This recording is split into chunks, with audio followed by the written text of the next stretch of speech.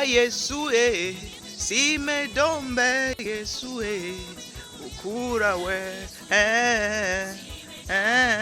si me dombe, ukura we. Salut à tous, c'est votre frère, votre ami, votre grand-père, voilà, le Master S, le Master Teacher. Alors, sur cette chaîne, nous parlons d'entrepreneuriat, nous parlons des échanges de langues et de culture, nous parlons aussi d'un peu de divertissement, bien sûr, mais bon, en général, nous parlons de tout ce qui peut te permettre de te développer et d'échanger en termes de culture et de langues. Aujourd'hui, nous allons parler de quelque chose, en fait, qui est vraiment comme une célébrité, hein, ou bien comme une espèce de nouvelle foi pour presque toute l'Afrique entière. Il s'agit d'un gars célèbre, très très célèbre, au nom de Jésus. Vous savez, dans plusieurs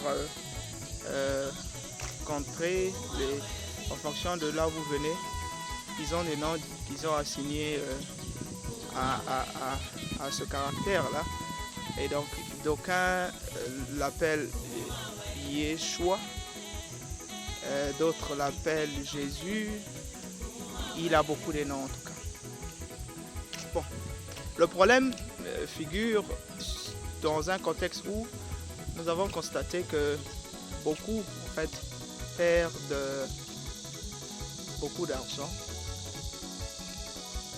beaucoup de problèmes se sont fondés en fonction de la philosophie de cette personne et de son nom. Alors, le problème maintenant, c'est de comprendre en fait qu'est-ce qui se passe derrière tout ça.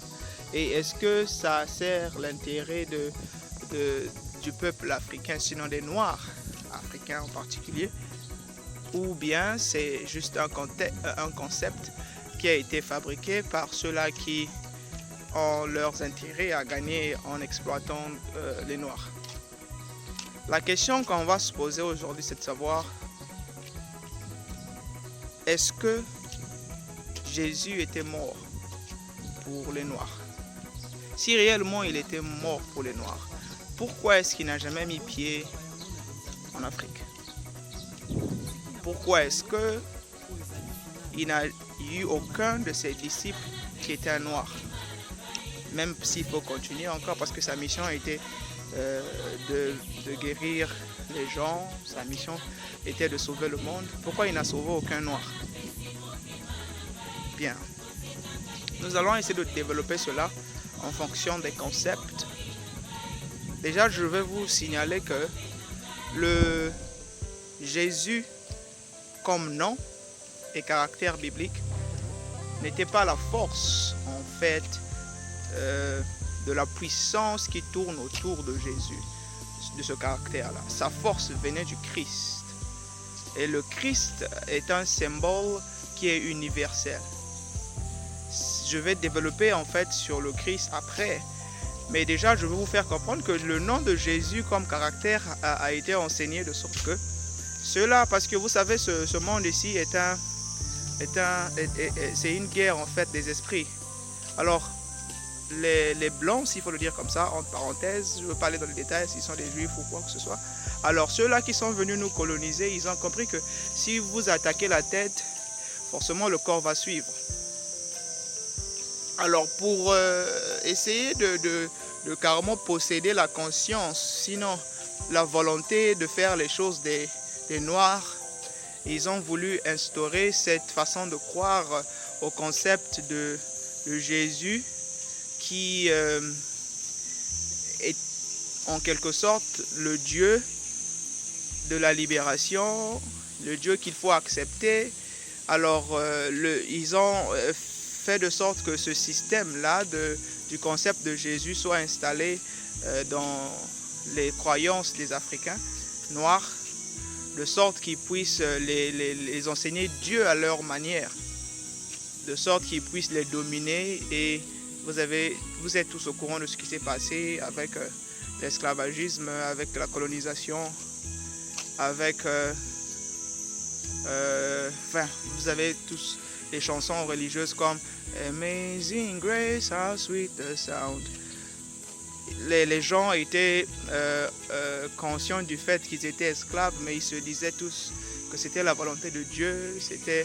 Voilà, c'est un peu ce que l'homme blanc a voulu faire comprendre à l'homme noir, que le Dieu que vous priez, c'est le Dieu que nous vous enseignons, et alors que ce Dieu-là veut que vous soyez ceci, voilà, c'est sa volonté si vous êtes arrivé à être esclave et tout. Bien, je vais essayer maintenant de développer un peu le concept en fait.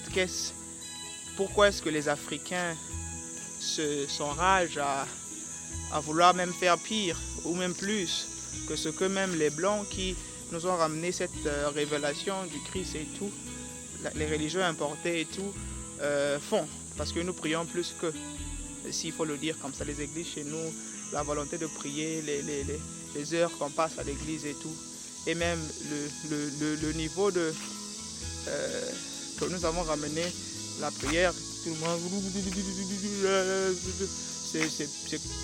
c'est grave, les trans que nous avons, c'est compliqué. Même ceux-là qui nous ont ramené ça n'ont jamais eu ces trans-là. Donc, pourquoi est-ce que les Africains s'attachent autant au concept de Jésus-Christ? Alors là, j'ajoute Jésus-Christ. Comme je vous l'ai dit au début, Jésus, c'est un nom.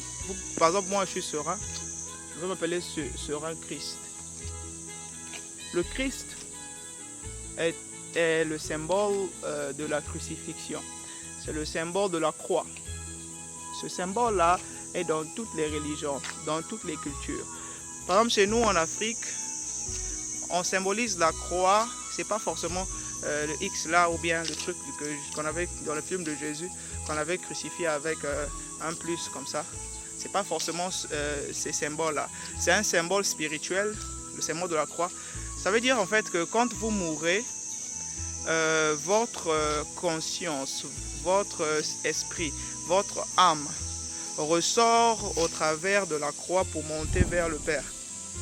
C'est-à-dire que la croix, c'est le chemin vers lequel vous allez vers le Père. C'est le chemin vers lequel vous vous libérez de votre corps qui est le tombeau. Et vous allez monter. Souvent dans les cimetières, on met en fait ce petit symbole là de croix qui est souvent symbolisé par un petit truc de plus ou bien une croix comme ça. On plante ça pour permettre à l'esprit de monter vers le Père. Alors vous comprenez donc là que quand le Maître Jésus dit, alors que je suis le chemin, je suis la vérité, personne n'ira au Père sans passer par moi, il fait allusion à ce symbole-là qui est en fait le concept dans lequel l'esprit découvre en fait son chemin vers le Père, qui est son créateur. Dans un concept un peu plus généralisé, Jésus était maître parce qu'il avait su en fait reconnaître qu'il avait la conscience du Père en lui, qui avait fait de lui le maître. Parce qu'un maître, c'est celui qui a la conscience de comment fonctionnent certaines choses et l'applique comme un maître. Vous voyez? Alors, donc Jésus-Christ, en réalité, ça veut dire quoi? Ça veut juste dire que c'est votre état d'esprit. C'est votre conscience. Parce que dans l'être humain, il y a le subconscient et la conscience. La conscience est la partie, en fait, qui est révélée à l'homme. Vous savez que si vous êtes en train de courir, par exemple, et que vous vous blessez, au moment où vous allez voir la plaie sur vous et vous rendre à l'évidence que vous vous êtes blessé, c'est à ce moment-là que vous allez vous rendre compte que oh, ça fait mal. Hein? C'est ça en fait la conscience. Là, vous êtes conscient du fait que vous êtes blessé. Et vous étiez blessé depuis longtemps. C'est pour ça même que la Bible dit que voilà, vous devez accepter Jésus comme votre personal savior, comme votre sauveur ultime. C'est pour vous faire comprendre que si vous n'êtes pas conscient du fait que vous avez Dieu en vous, que vous avez la conscience de Dieu et que vous pouvez agir comme le Père agissait en Jésus, la même façon qu'il agissait en Jésus, les connexions que Jésus avait avec Dieu, vous l'avez aussi en vous. Vous ne pouvez jamais faire ce que Jésus a fait ou ce que le Père a fait, qui se trouve en vous. Vous voyez par exemple les 12 disciples de Jésus, c'était en fait les 12 niveaux de la conscience humaine. Par exemple, le concept de Judas, c'était un concept qui était tel que si vous trahissez votre propre conscience, vous allez finir par vous pendre.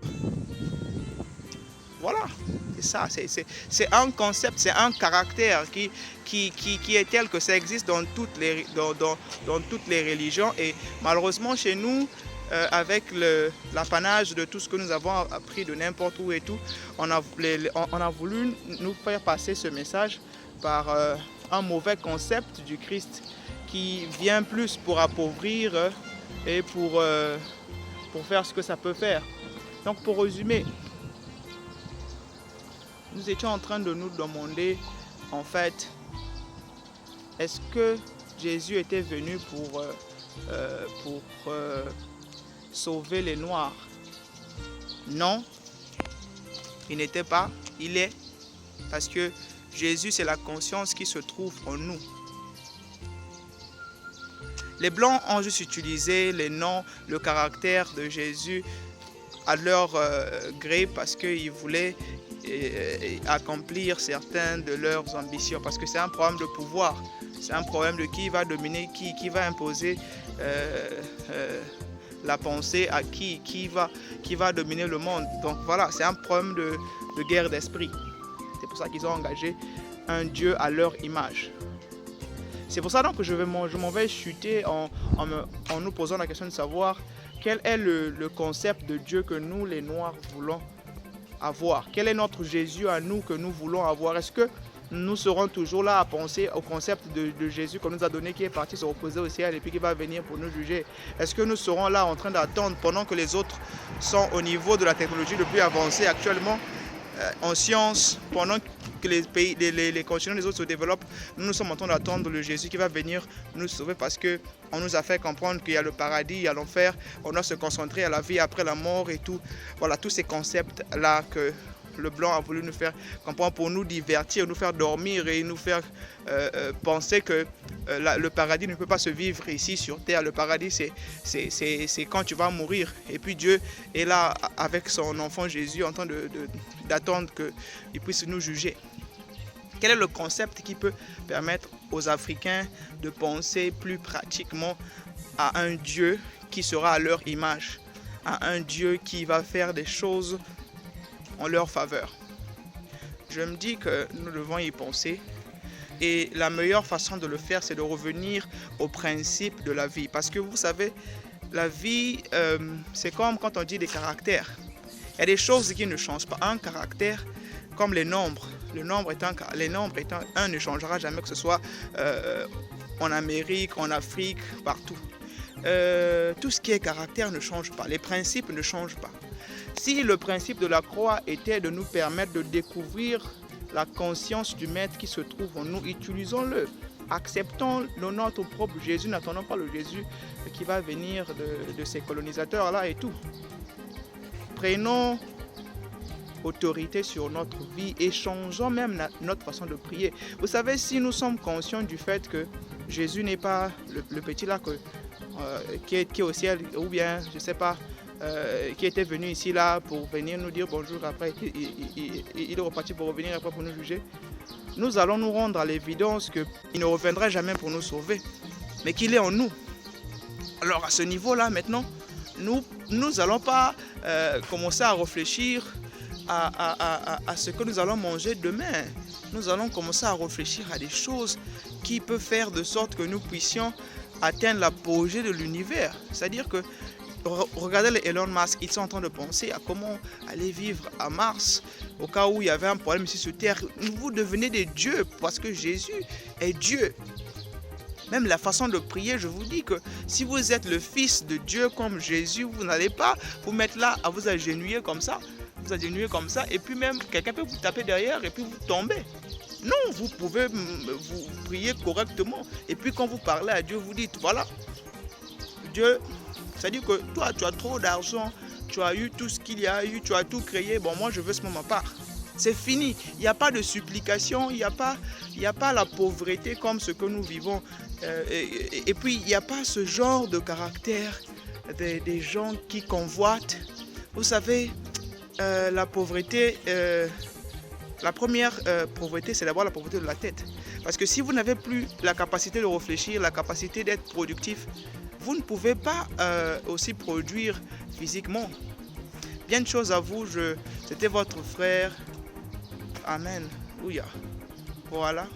C'est le Saint-Esprit, c'est le Dieu, le Jésus qui se trouve en moi, le même Dieu qui se trouve en vous. C'est le même Dieu qui se trouve en Jésus et c'est le même Dieu qui se trouve chez les Blancs. Il n'y a rien. Il n'y a pas de Dieu au ciel, il n'y a pas de Dieu qui est là en train de nous attendre, comme ça on va mourir et puis il va nous frapper. L'enfer, le paradis, c'est dans ta tête. Bien de choses à vous, abonnez-vous à la chaîne pour plus